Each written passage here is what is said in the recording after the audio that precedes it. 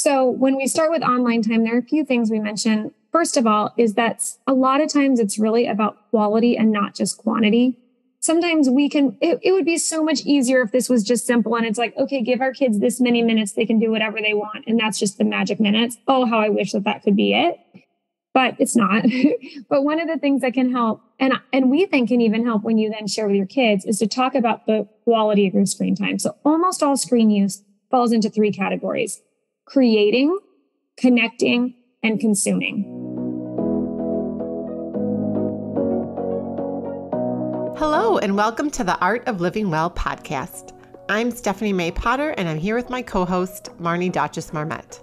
We created the Art of Living Well podcast to empower you to live your happiest, healthiest, and most authentic life. Each week, we will bring you inspiring and motivating conversations covering health and wellness topics, including fitness, mindset, food, travel, product reviews, and strategies from a variety of experts, including our own bank of knowledge. We are excited to educate, motivate, and inspire you to change the way you perceive health and discover your art of living well. Get ready to feel inspired.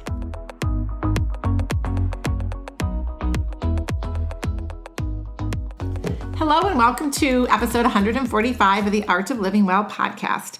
Before we dive into today's episodes, we have just a couple quick announcements.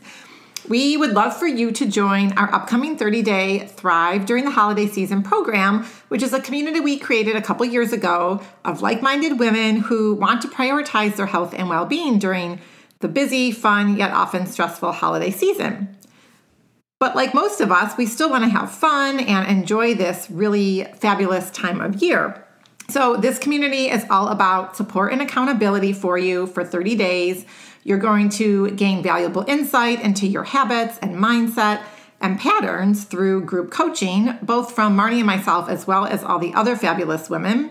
You will learn mindfulness and stress-reducing techniques, maybe even start a meditation practice. We'll talk about meal planning and prep and how we can nourish our bodies to thrive during this time of year versus being depleted.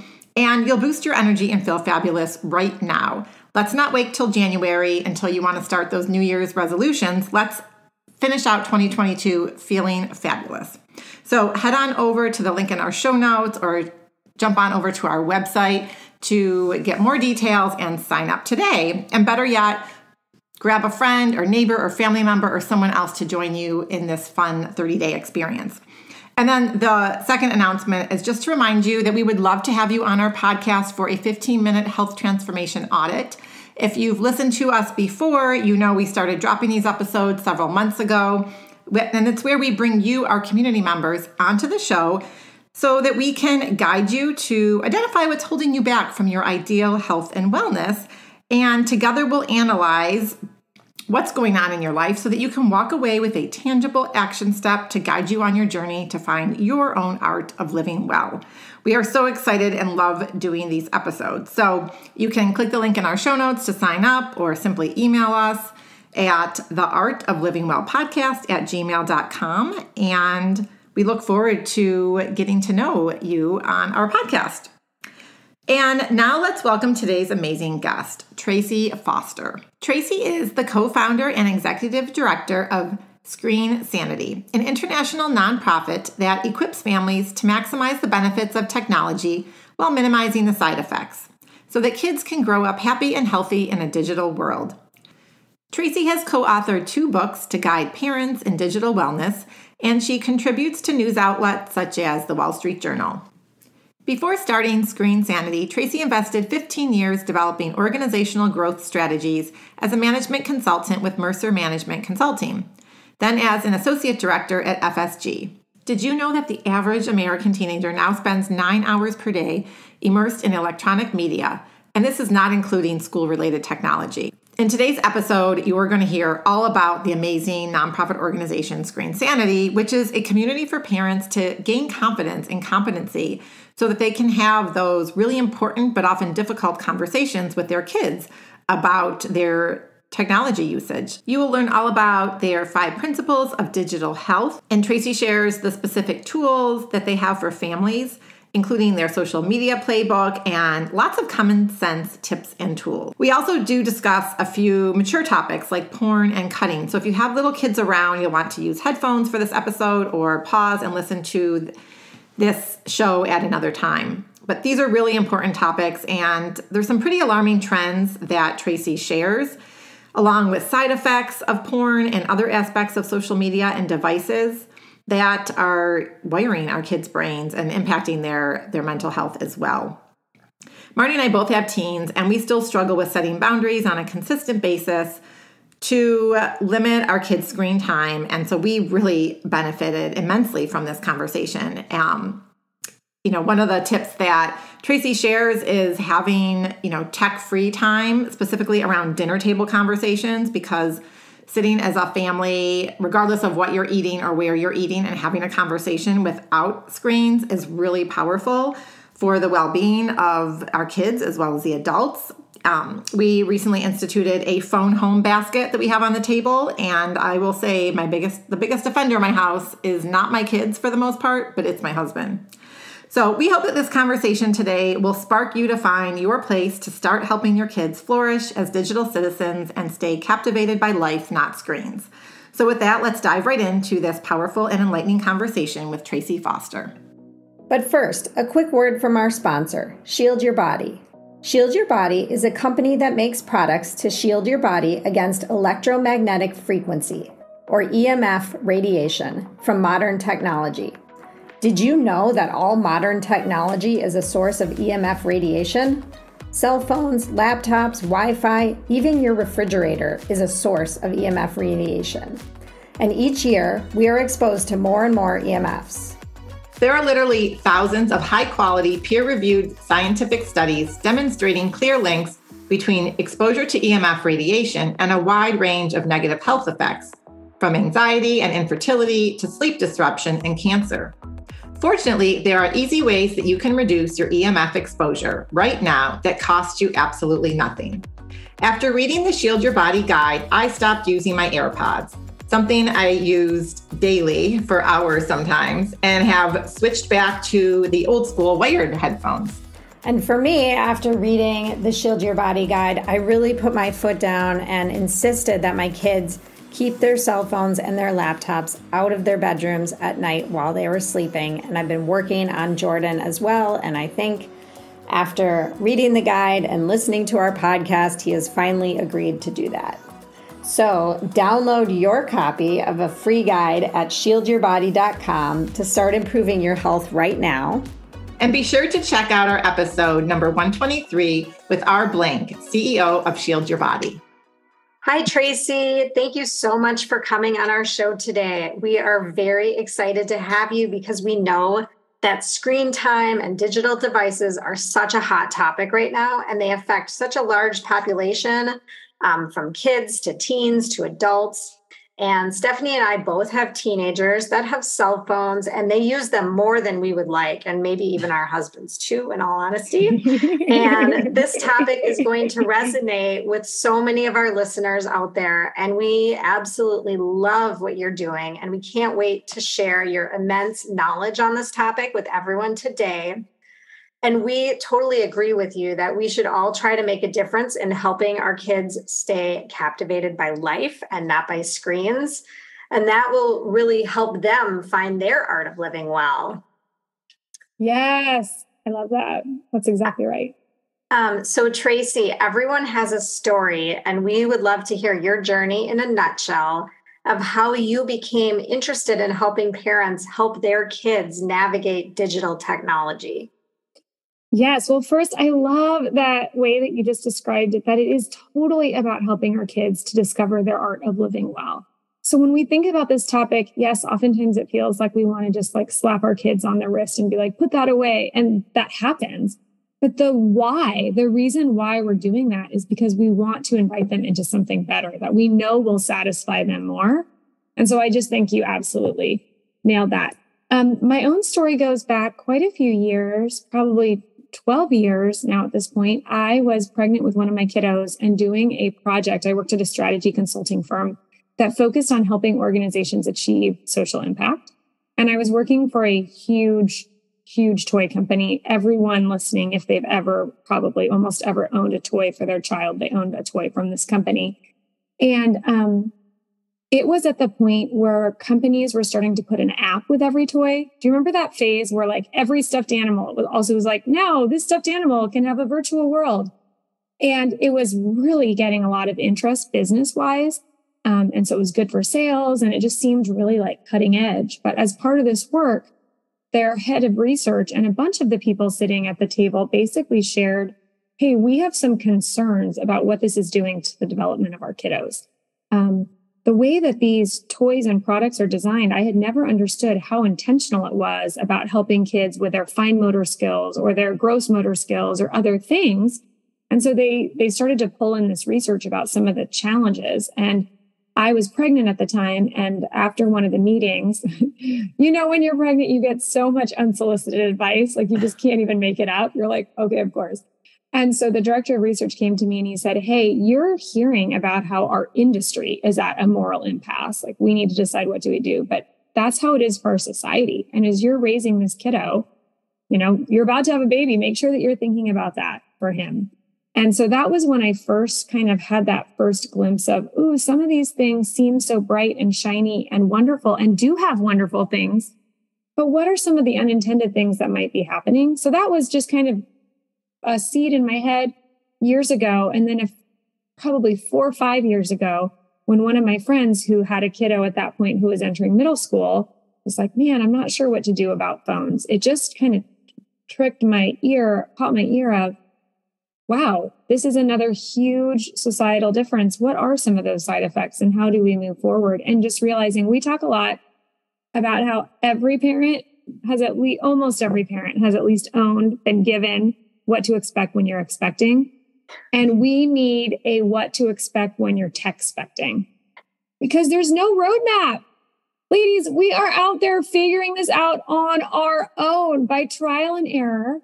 And what was so crazy when we first got started is we were just like, okay, well, let's just go ask the people a few years ahead of us, right? I mean, on so many parenting things, I feel like I can ask that group of people a little bit ahead of me, and I never get a shortage of opinions.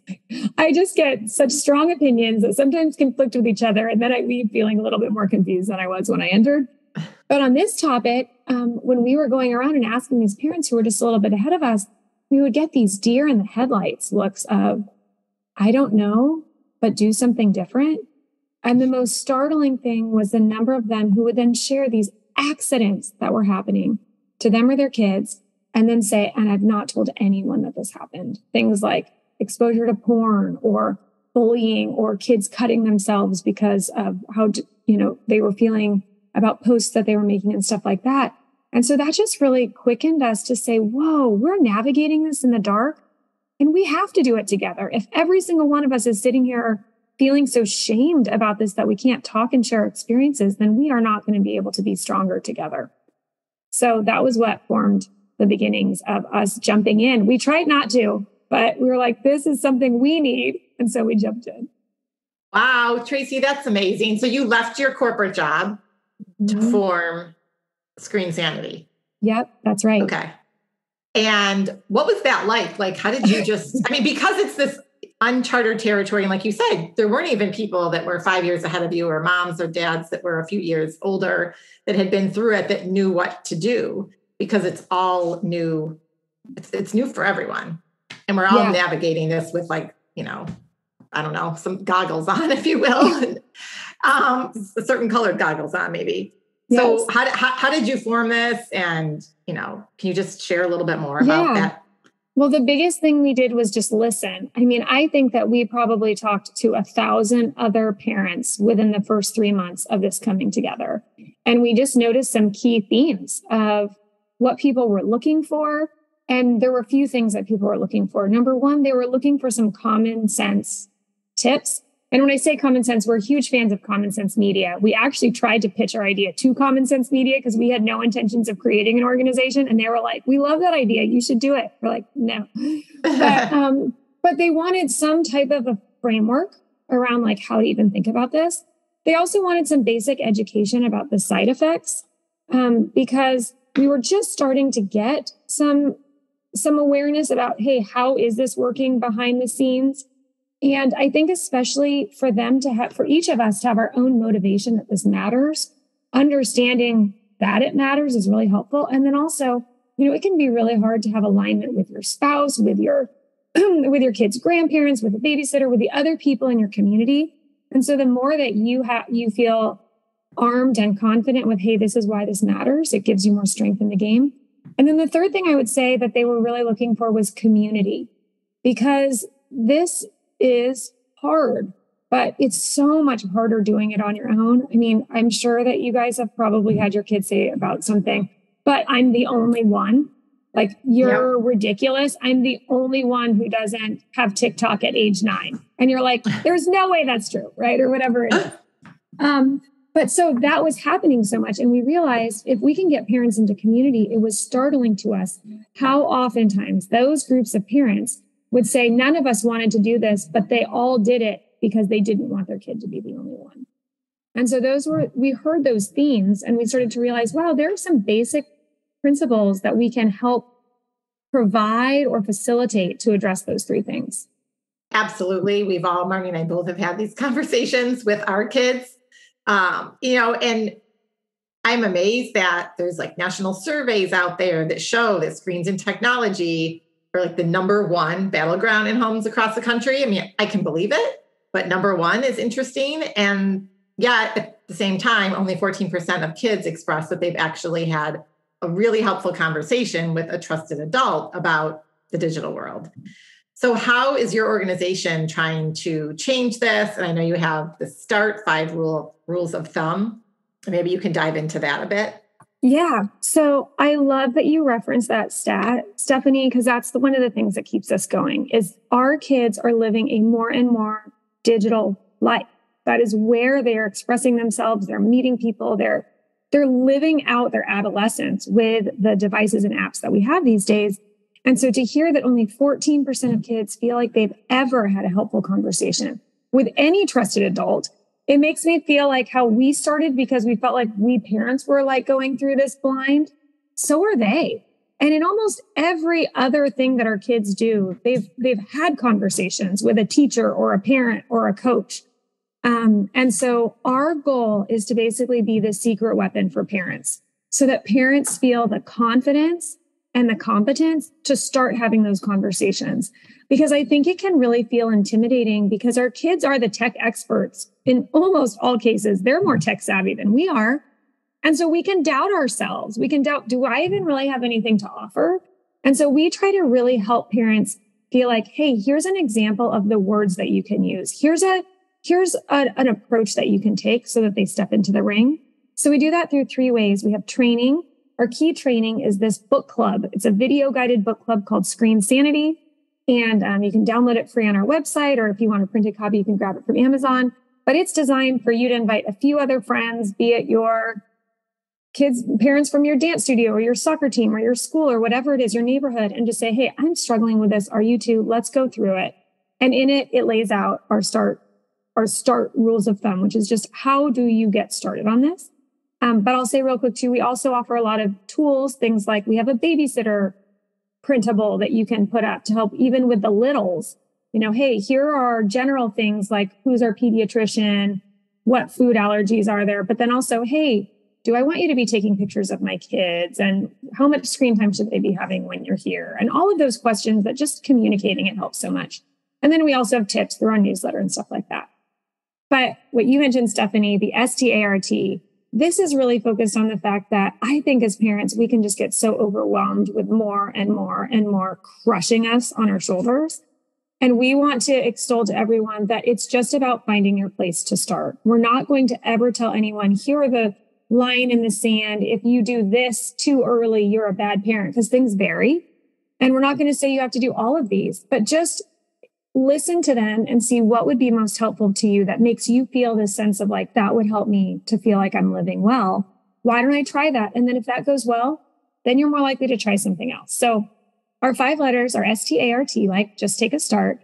S stands for start with yourself. So this is a little bit of our plot twist, but it is true that when we think about this, we are the ultimate models for our kids. And so the more that we can start to be paying attention to our own tech use. And when we're, scrolling Pinterest or Instagram or whatever it is while our kid's trying to have a conversation with us, it's good, not just because we're trying to say that we should have better habits, but I would say it's also just to help us lead with empathy.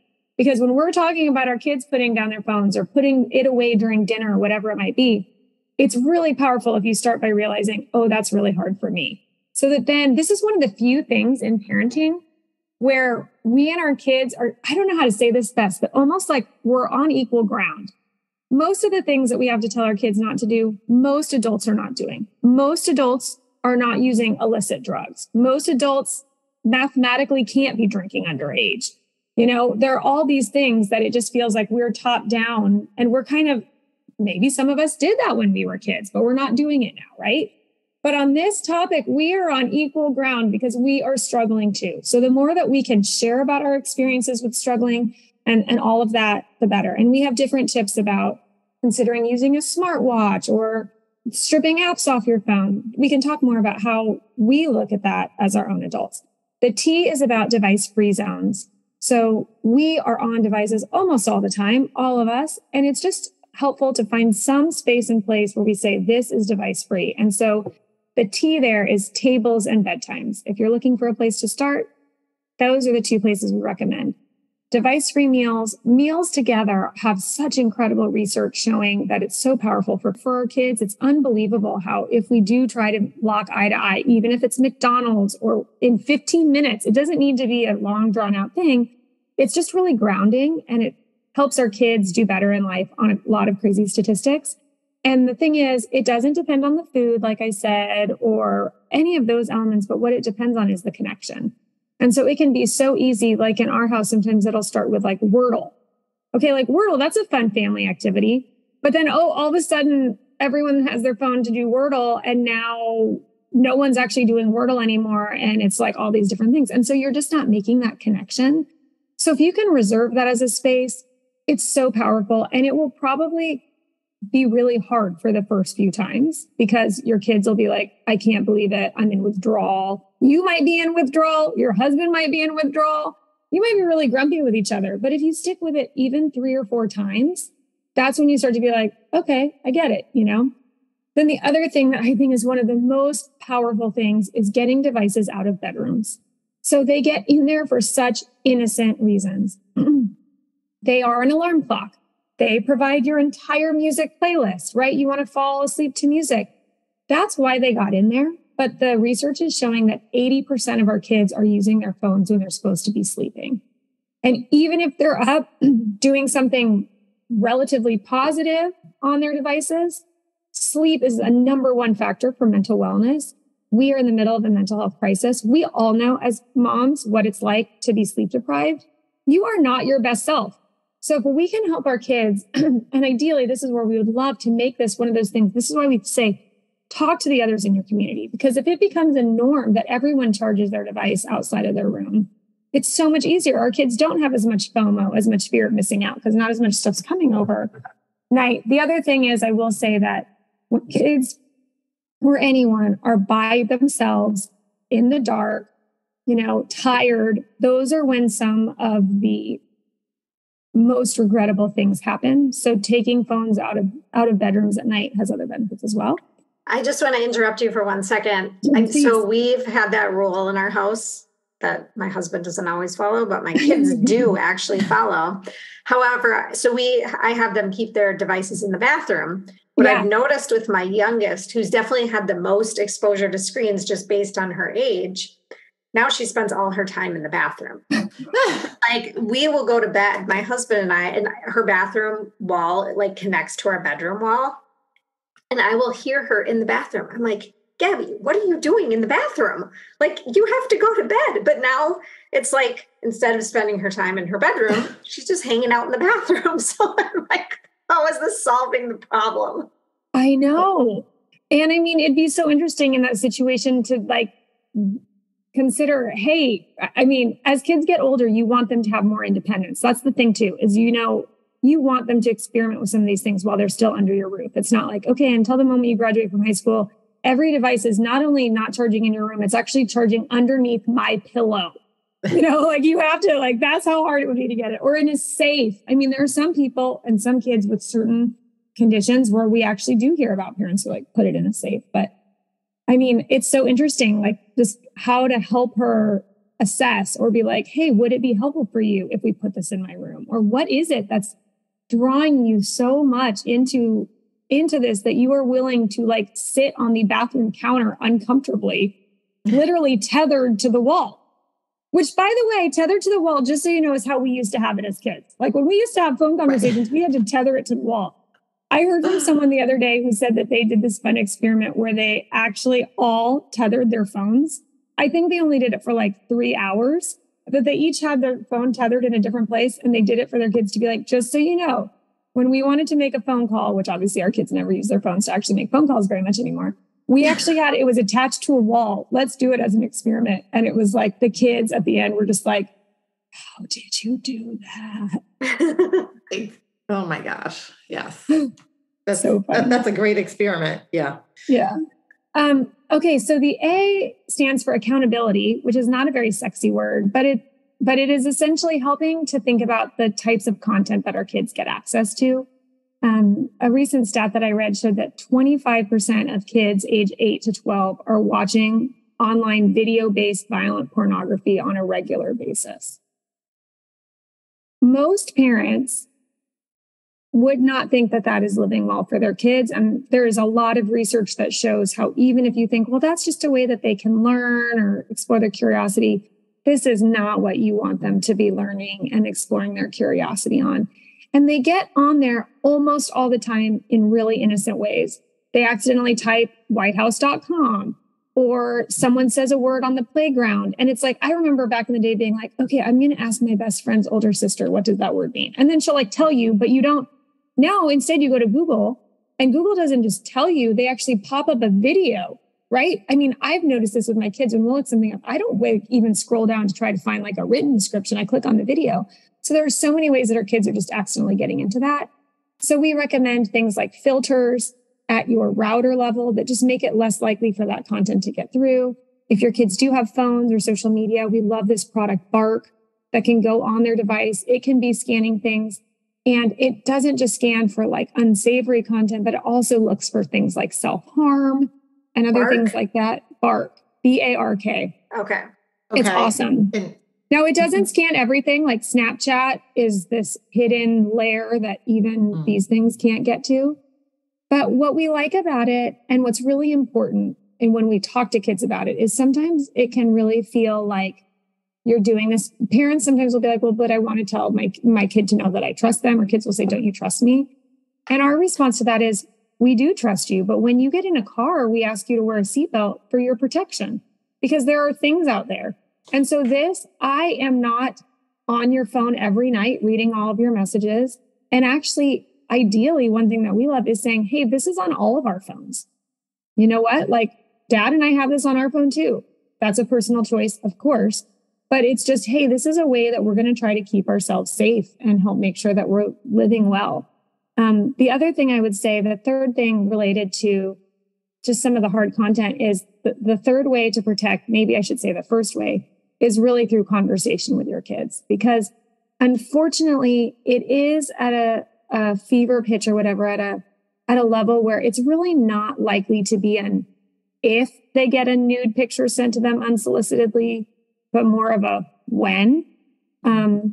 And so the more that you can come alongside, help your kids know if they tell you something, you're going to be calm. You have to practice your poker face so that if they're like, hey, here's a picture that I just got sent from Max, and you like look over and it's your best friend's son's naked torso, you know, like, and you're not just like, ah, but you're like, okay, you know, practice your poker face and just say, wow, what did you think about that? Because the more that we can help them know that we're a safe harbor, whether something was sent to them unsolicitedly or whether they have gotten trapped in something that they know they shouldn't be doing, it is a huge thing that we should be celebrating, even if we have to scream into a pillow later, that our kids are coming to us and talking with us about it.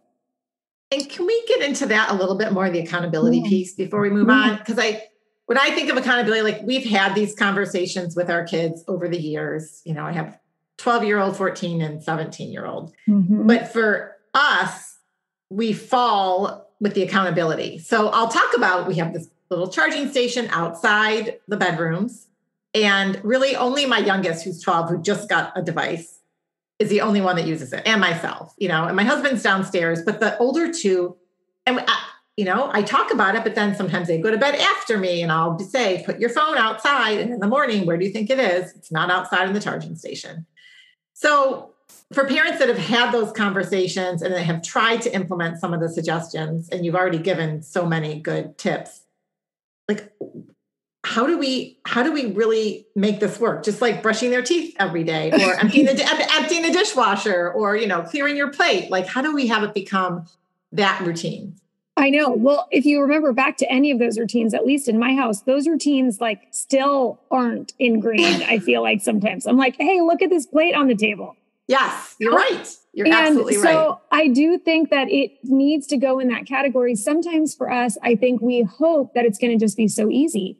But really, a lot of those things that we teach our kids, it requires consistency to the point that it's almost harder for us. I mean, the number of times where I'm like, the first, what is it, year of when you have your kid unload the dishwasher, it is actually harder for you than if you had just done it yourself. Mm-hmm. You know? And so I think that that's what happens with these device things. You have to be consistent and you have to be willing to be like, okay, hey, this is where it goes. There's this really cool new product on the market. It's a bit expensive, but it's really cool. It's called the Aro, A-R-O, and it's basically like this smart box. I have one, and you can put your phones. It's only phones right now, so you can't do like iPads or anything, but you put your phones in there and it has this app that like gamifies how much your phone's in there. Like, hey, you just had your phone in here for 8 hours. Good for you. And it's kind of like in Asana, how it doesn't have like the flying unicorns, but it's like essentially like that. And so anyways, that's an interesting thing because then there literally is data on how much the phones were in the box overnight or not. But I don't know you have to know what's right with your family. How do you handle when your kid didn't brush their teeth? How do you handle some of those other things? And just apply these types of things to that same level of, do they lose a privilege? Is it that this has to happen in order for them to get to go to sports practice? I don't know. It totally depends by family, but it's in that same category. Yeah, I think it's just that it's hard work. And you're right. It's more work for the parents to get this started. Oh, it is so much work. I mean, that's one thing that we do think well, actually, this is a perfect transition to the next letter. The next letter is R, ride, practice, drive. We don't specifically tout an age at which you should wait, but I will say, to your point, Stephanie, it is more work. And so the more that we find, if you can get ahead of this, which most of us haven't gotten ahead of this because these products didn't exist when, kids were at those ages. So there's no guilt, there's no shame. But for those who do have younger kids who are just starting to come up, we like to talk about how just like we teach our kids to drive, where we give them increasing responsibility as they demonstrate competence, let's do that with devices too. Right now, because devices are so user-friendly, it's like, oh, sure. I mean, the average age that a kid gets an iPhone is 9, from what we've read most recently. 9 years old with no filters. Okay? And it seems like it can work because, well, every kid knows how to just intuitively use this device, but not every kid knows how to use it healthily, in a healthy way. Most of us don't know how to use it in a healthy way, myself included. And so the more that we can actually not give our kids the whole world at their fingertips and the weight of that on their shoulders, the healthier it is for them. So we love it if you're able to say, okay, what's my use case for getting a device for my kids? Because sometimes those kids get it at 9 because they're going to soccer practice and the parent wants to be able to get a hold of them if, the soccer practice is canceled, or they're doing these dance competitions that last all day and they want to be able to keep in touch. Thankfully, only recently do we now live in a time where there are awesome, like kids' smartwatches or even an Apple Watch or these basic phones that are able to help meet that actual need that you have without giving all the extras. And it can create a really wonderful way for your kids to grow and learn. But to your point, Stephanie, it also helps you not have to take on as much all at once of like, oh my gosh, okay. Because your kid will fall into more things the more that they have available. So if you can tackle like, my kid now knows how to do one-on-one texting. Because let's just say group texting is like a whole new, like peel back the onion, right? So the more you can pace it out, it's good for your kids, but it's also extremely self-interested, but it's good for you too, I would say. And I would say we've had a couple of those. Well, one of those, the devices, the phones that you mentioned, Tracy, for parents out there with younger kids that are like, oh, I need to be able to get in touch with them. We have the Gizmo watch and 2 of my kids had it. So we've had it for a period of like a good 5 years. Wow. And it is brilliant and it works so well. And if that's all you need is for them to get in touch with you or you to get in touch with them, it's perfect. There's no reason in my mind they need anything more than that. So, and did you feel, Stephanie, like you noticed that you were teaching your kids habits and etiquettes even on that watch? Yeah, no, absolutely. Because and there's a little bit of texting. You can text, but only like a few words. There's character limit, and only so many people that you can have in your phone as a contact. Yeah. I mean, because even little things like, how do they care for it? Do they know how to charge it? How many times do they lose the watch? I mean, little things like that you're like, oh, what if this was a however many dollar phone? This watch is just helping them. Okay, it got driven over by the car. I'm really sad, but I'm not as sad as it would have been if it were an iPhone. You know? Exactly. I didn't jump in the water with it. All those things. Oh my gosh. Yes. Yes. Okay, so our last letter is T, which is called time well spent. And that really goes back to, it's not quite, I think Art of Living Well is trademarked, but it's essentially what we're trying to do is help our kids really think about what time well spent is, what living well looks like for them. And so we want to be really clear to parents that it looks like that. It's not just about that offline. Yes, there are things offline, and we'll talk about that, but also online. So when we start with online time, there are a few things we mention. First of all, is that a lot of times it's really about quality and not just quantity. Sometimes it would be so much easier if this was just simple and it's like, okay, give our kids this many minutes, they can do whatever they want. And that's just the magic minutes. Oh, how I wish that could be it. But it's not. But one of the things that can help, and we think can even help when you then share with your kids, is to talk about the quality of your screen time. So almost all screen use falls into 3 categories: creating, connecting, and consuming. And we think about it kind of like the food chain, or not the food chain, the food pyramid from back when we were kids, where it's like consuming is like the sweets. It's not bad. I love getting to consume. It's a gift to be able to have this access to information that can help us have, laughs or breaks or whatever. But if we consume too much of it, we don't feel good, just like brownies, even though I love brownies. So creating and connecting, we can do a lot of those things. We can have a lot of servings of those, and our brain doesn't start to turn into a zombie. We aren't struggling as much with comparison. So we can talk a little bit about the types of screen use. The other thing that we say a lot with time online for the parent angle is our kids are on devices so much. Their digital world, to many of them, feels more real than any of us understand.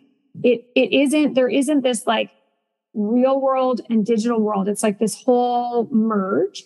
And so the more that we can show interest and get involved in their digital world, the better. So finding ways to step into their world. Is it, instead of a movie night, do you do a YouTube night? And everyone submits like, here's a funny or interesting YouTube video that I've watched. Or if you have a kiddo who's into games, sit and watch them play their game, ask them about it. Sometimes you'd be like, oh, could I play too? But you cannot do that. You will get the quickest look if your kid is a gamer and they're like, no, that will affect my stats. You absolutely cannot play as me. All my friends will see you fumbling through the land or whatever, or if your kiddo uses Roblox, say, hey, or Minecraft, can you take me on a tour? And just express intrigue and curiosity. And then sometimes I might come back around to like, oh, and have you ever seen this thing that's hard?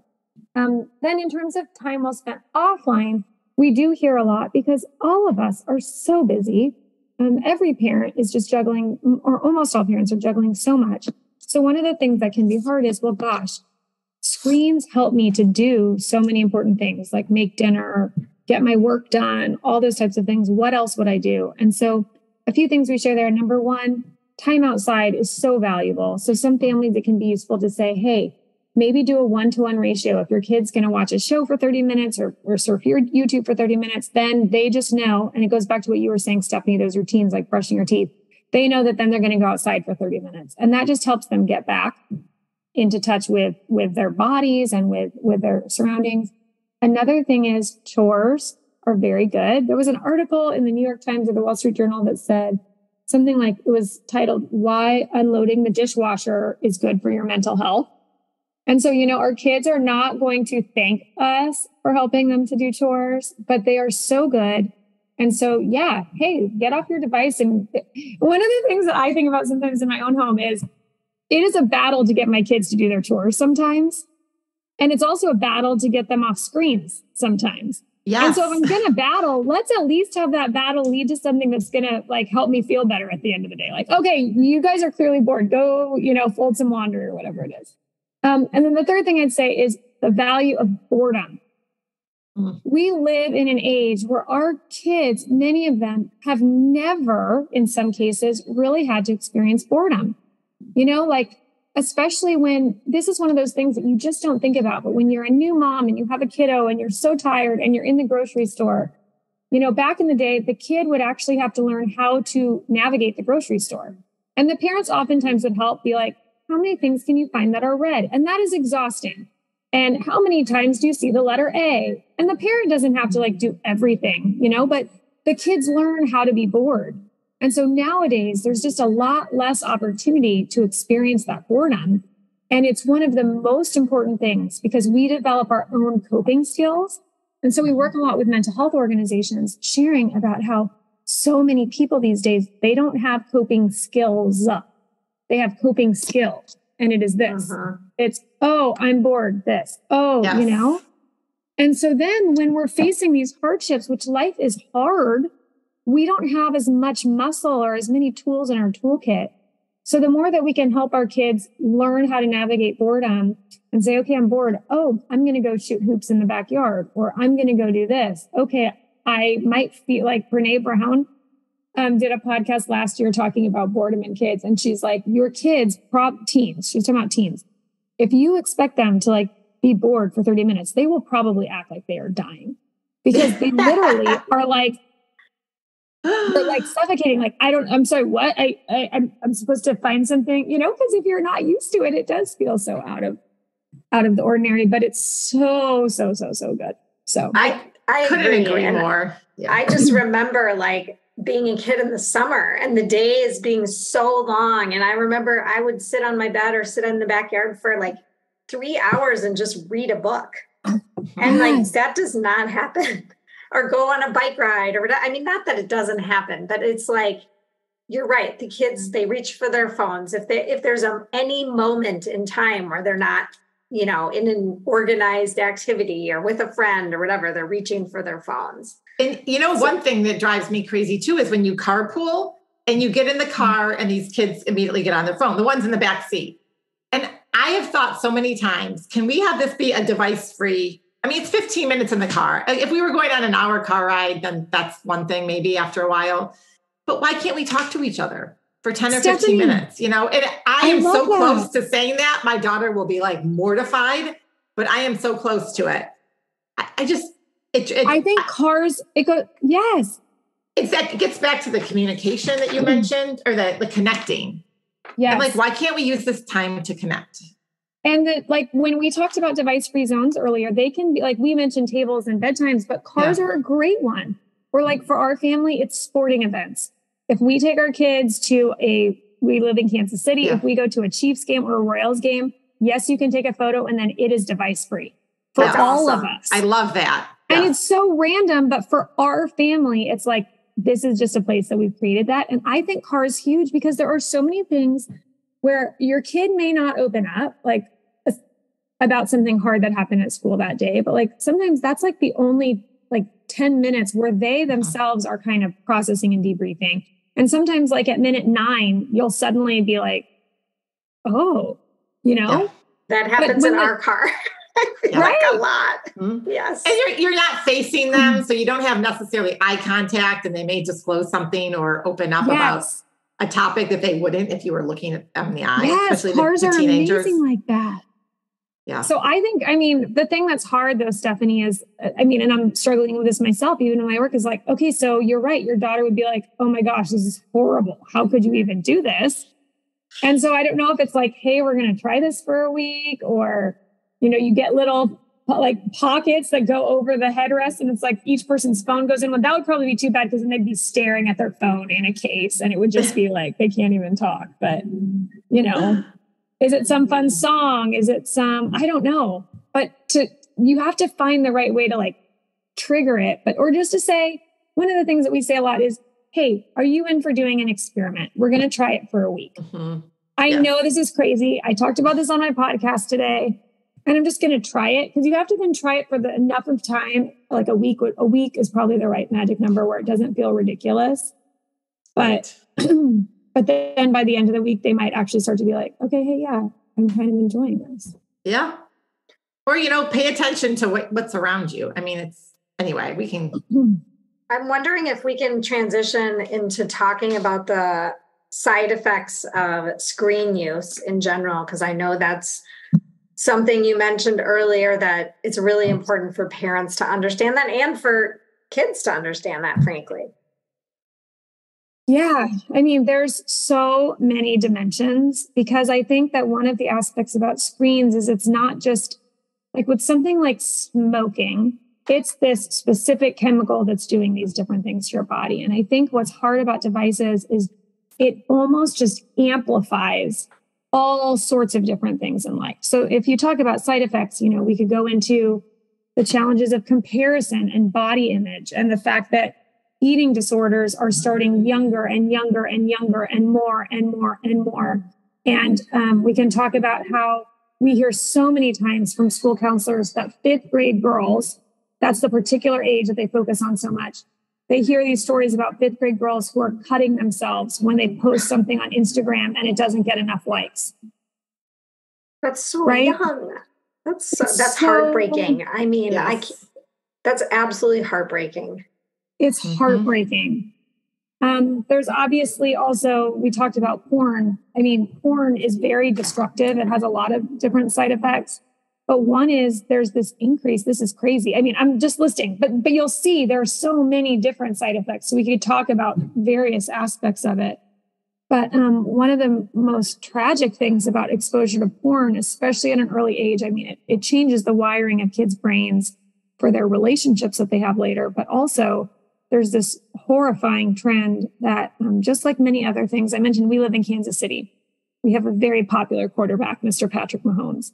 And kids will copy everything he does. They will get his haircut. They will throw like him. They will dress like him. Our kids, what they see is what they act out. And so if we have kids who are spending a lot of time being inundated with violent sexual abuse, there is this horrible trend that is now happening. What kids are seeing, they are doing. And so we work with a woman who's a sexual assault nurse examiner who has shared that as she has worked in this space, the average age of sexual assault predator has dropped, so that their biggest age range of kids doing, like acting out the sexual assault, is kids age 11 to 15. That is the biggest age range of sexual predators. That, she says, is only because of exposure. So in the past, if you ever had a kid who was acting out sexually on another kid, it was like an immediate red flag, not to make it okay what they did, but it was an immediate signal that that kid had almost positively been sexually abused. Because she talks about how physical abuse is natural. I mean, you see it with like 1-year-olds. They're like already starting to like kick, bite, whatever. Verbal abuse, not saying either of these things are okay, but verbal attacks are, again, something that's innate. Sexual abuse like that, it is only something that is learned. And so what's happened is basically kids have so much access to this, it normalizes it.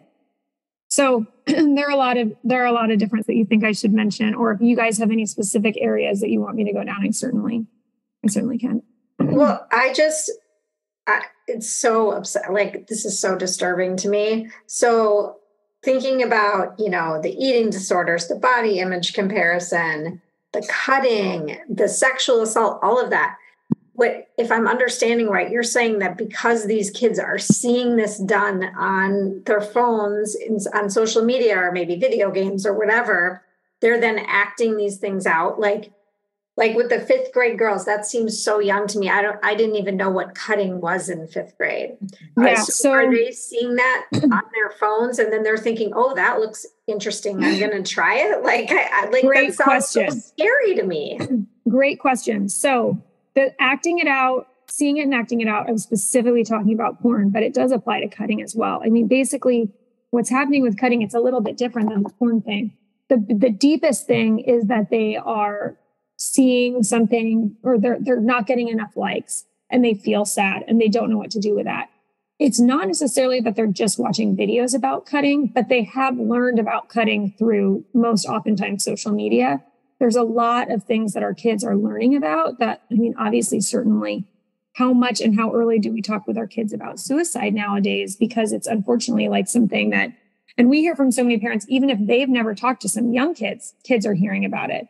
So a lot of the different self-harm, it's not necessarily that they're following someone who's demonstrating, I'm going to cut myself, but they're then feeling sad. And so then that's somehow gravitating them towards Googling, like, I'm sad, what do I do? Or whatever, or they find an influencer, or they're talking with someone like, you know, sometimes other kids are like, oh yeah, when I'm sad, I cut myself or whatever. And you're like, oh my gosh. Kids, like, I agree. I never would have known what that was when I was in 5th grade. I never would have even conceived to do that. It's really hard. The world, they just have so much access. And sometimes yeah. Well, I was just going to say, it makes me think like, so my kids always talk about TikTok, for example. So my daughter got on TikTok initially because she's a dancer and it was really fun to make these fun dances. And I was like, oh, this is harmless, right? Like, she's spending her time dancing with her friends on TikTok. Like, how bad can that be? But now there's way more on TikTok than when it started, obviously. And I don't even know how to monitor what, I have TikTok on my phone so I can understand it and know what they're doing. And I know there's this whole like For You page. You have like, I don't even know how it decides what comes up on your For You page, but how do you monitor that? TikTok is one of the hardest ones, I would say, because of what you're saying. It uses an entirely different type of algorithm. So it's not like you're following people, because if it was something in Instagram, then you could find out, hey, who are the top 10 influencers or friends who my daughter's following? And I can follow them too, just not to try to stalk her, but just to see what types of content is she doing. But on TikTok, it's totally individualized. They're sending you that stuff that they believe is of interest to you. And there was a big expose about how in the TikTok algorithm, they basically, they get to know you and your sensitivities extremely fast. They know you better than you do. And so there are things where like TikTok has a hypothesis about someone's gender identity or sexual preference or any proclivity that they have, and how quickly they will start to drive people towards content on that topic, which then kind of becomes like a self-fulfilling prophecy. And I want to be like, TikTok, if you can tell that this girl, I'll just say, is searching or seems to be continually drawn to things that maybe are the same type of content that has to do with, pro-Anna, which like promotes anorexia, or thinspo, which is a big hashtag, like thin inspiration. Like, don't feed that. Don't feed that interest.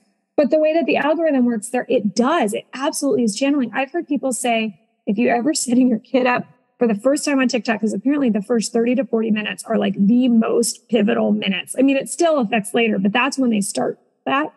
Like, do it when your kid is at their absolute best, just like they're in their best mood they could be so that they don't have as many of those things. The best recommendation we have for TikTok is to try to, like you do, Marnie, follow it yourself. And then when you get some weird video on the For You page, which for some of us could happen like every time we open it, leaning over to your daughter and being like, whoa, look at what this is recommending to me. It's telling me I should be filing my teeth. And if I don't file my teeth, like, I'm not pretty. Have you ever heard anything like that? That's crazy. That's the best approach that we have to basically then hear if she's like, whoa, I have seen that. Is that not, and then you might find out that she sees that a lot and she's wondered, should she file her teeth? And you're like, whoa. But just starting to have that conversation where you share your own like marvel at what the heck this, or like, whoa, I was just looking at house remodels. And now all of a sudden it's showing me this woman who's telling me that I can only, I'm stuck on a body image for some reason right now, but who's talking about how to have an 800 calorie day. That's not healthy. And there's a ton of that on there. Yes. And I think you brought up mental health earlier, Tracy, and the implications that too much screen time has. And I think with girls, especially of this age, TikTok and the other apps and Snapchat, and how do you monitor it? How do you try to set and establish boundaries as a parent? Because I can go on and see like, okay, here was your screen time for the day, and here's how much time you spent on TikTok, but I have no idea what she actually took in. And that to me is what's scary. And you can't, just review text messages anymore because there's so much that happens outside the text. I know. That you will never see. So it kind of gets back to like having these conversations and having the device free time and having there be other things that they are doing to connect with people outside of the device. And maybe what you're saying is like that like balances out. So, if you're on your device, maybe you've seen something that's not something that's appropriate for you to see, but then you're also spending time outside and you're active and you're having conversations with your parents that maybe is what you're saying, that being open and having that connection will kind of help balance out some of the... It will help. It'll still be hard. But to the point of conversations, it's really hard for parents to know how to start these conversations. So one tool that I can mention, we have this thing, it's called a social media playbook. We can send you one. But it is most targeted towards before someone enters the social media world, but it can also be done once you're already on it. Again, we love to talk about leading with empathy. The parent should get a copy of this too and be like, I'm going to go through this too. But it basically helps to lay out some of the key questions you might want to think about. So there are 8 different spreads, and you can see it's really light. It's basically like a little journal. It's just reflecting. So the first one is know your values. If you don't stand for something, you'll fall for anything. The more you stay focused on your values, the better you'll reflect them in the social media world. And then the question side of the page says, what are the core values I want to embody? What are the core values I want to embody in my life? Here are the values that matter most to me. You can check them. You can enter other ones. How could social media help me support and live these values? How can social media get in the way of me living these values? That's just one of the topics, but it goes on to other things about, how do you engage authentically? What are the adjectives that you hope people use to describe your account? You mentioned, Marnie, about your daughter who's dancing. How quickly does it devolve from a dancing page into like a lifestyle thing? So the more that you can set your intentions of, hey, what I want to do is I want to do things with my friends that do this, so this really helps you start that conversation. It's a hard world that we live in of keeping it up, but then you've now started to have that conversation with your kids. And especially as they get older, it really is about going back to them and saying, how's it going? What are you seeing? What's hard? How can I help you? Some of those types of things. That's amazing. I think that the tools and information that you give to parents, and it's wonderful. I wish, my kids are getting older, and I'm actually, as we're having this conversation, I'm sending my second off to college this weekend and thinking about, okay, now she's going to be in a dorm room with a cell phone. There's no bathroom to charge it in. Yeah. I mean, the bathroom's down the hall, but she's not going to leave her phone down the hall. So what is she going to do? Like, I don't even know how to advise her. Like, where should she put her cell phone so it's not, and her computer and her iPad and all these devices that are living in this tiny room with her. And I think at that, it is overwhelming. It's overwhelming for her, but it's such an amazing opportunity to be able to say, what do you think? Hey, this feels hard. What do you think? Where do you think you might want to put your phone? Should we go buy like a little felt sleeping bag that your phone can go in? Do you want to put it under your bed? Do you want to put it, you don't have like, and acknowledging, wow, this is a hard transition. You don't even have many options. Is there any way I can help? How are you thinking through this? It'll be really interesting to see how she starts to digest it. Or if she's like, and she might say, I actually intend to sleep with my phone right by my pillow. I've never gotten to do this before, and that's something I'm going to do. But because of how much, I hope that doesn't happen. So I'm saying that as like an extreme. Yeah. But what we hear so often from families who, because now we're, 4 or 5 years in, is the families who have done some of that groundwork, a lot of times it sticks more than you think. So you might have a kiddo who's like, yeah, I am going to plug it next to my phone. And by the time they come home for Thanksgiving, whether they tell you or not, they might be like, ooh, I really was so tired all the time. Because the longer that it gets, like a kid in college, there's already a lot going on, but they're able to have some lived experience of what it was like not having their phone. And so they then can make that comparison and see, ooh, I am tired or whatever. But it is so hard. So hard. So hard. So Tracy, you mentioned this one free resource, your social media playbook, but where can people find you, and just what are some other resources, free programs and resources that folks listening can access? Yeah, so we are a nonprofit, and our goal is to just help as many people as we can. At our website, screensanity.org, you can find information on all of our tools. We have a video game decision tree, the babysitter's guide that I mentioned, a smartphone toolkit for when you are giving your kids a phone for the first time, a little thing that you can work through with them. And then our program, the Screen Sanity group study. So all of those are available on our website. And some of them, if you want the really nice hard copy, you can find links to grab those on Amazon so that you can have the hard copy. That's amazing. I'm super excited about all these resources. I was kind of digging through them before this conversation, and I'm excited to start having these conversations with my own family at home and really implement.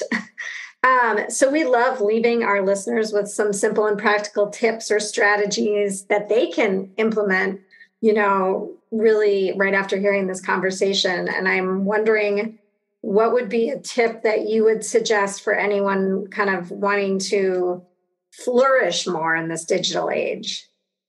I think one of mine would be, the other day I was just super stressed out and just burned out on all sorts of different things. And it can be so easy to just like cave in. And I think anything that you can do to step out and serve others is one of the best ways to help you reconnect with some of the depth of life.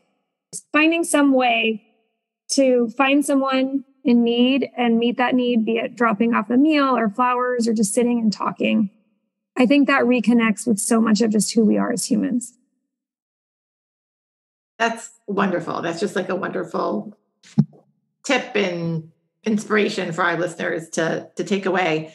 So this has been such like an enlightening conversation, and really like inspiring and empowering to know that there's real reason behind our desire as parents to reduce the screen time, and just having these resources in this community, I think will empower a lot of parents out there to take action and do the hard work when it comes to managing the screen and the tech usage in their house. So thank you so much for being on our show today. And one final question we love to ask all of our guests is, what does the art of living well mean to you?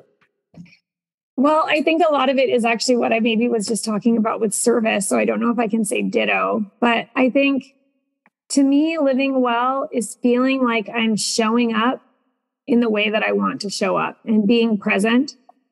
For me, unfortunately, that means working on my skills of saying no, but saying no so that I can say yes to the things that I know matter most.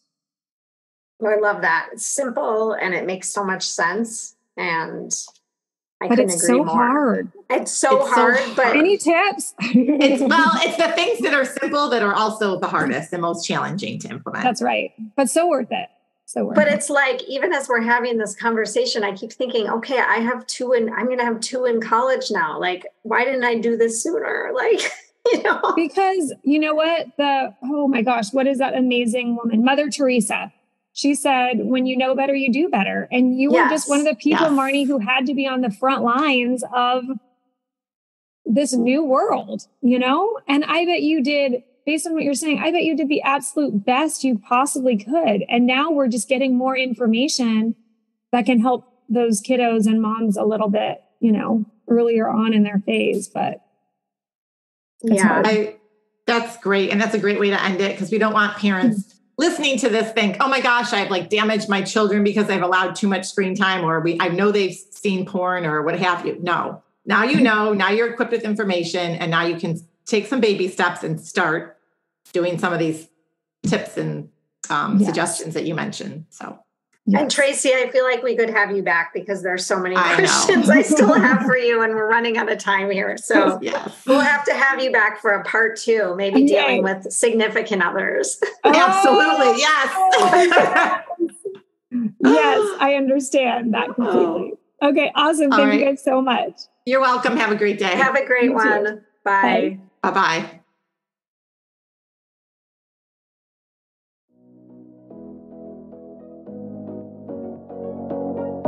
Thank you so much for listening to the Art of Living Well podcast. We are so grateful that you joined us today. If you enjoyed this episode, please share it with a friend or anyone else you think may benefit from this information.